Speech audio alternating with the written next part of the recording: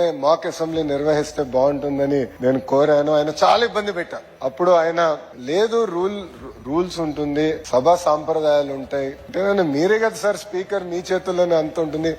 Last rule book లో last rule ఉంటుంది, if speaker so desires can override all the previous rules అని last rule ఉంటుంది. నేను ఆ రూల్ కోట్ చేశాను.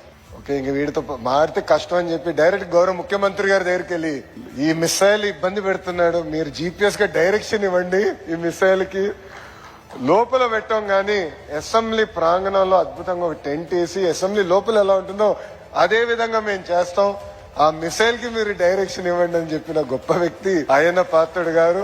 మొత్తం కార్యక్రమం అయిన తర్వాత నాకు అర్థమైంది ఎందుకంటే కొంతమంది ప్రతిపక్షాలు ఉన్న వాళ్ళు తెలియక ఎక్కడ నిర్వహించాం కూడా కనీసం అవగాహన లేక మా పైన ఆరోపణలు చేశారు. అప్పుడు నాకు జీపీఎస్ గొప్పతనం ఏంటో నాకు అర్థమైంది.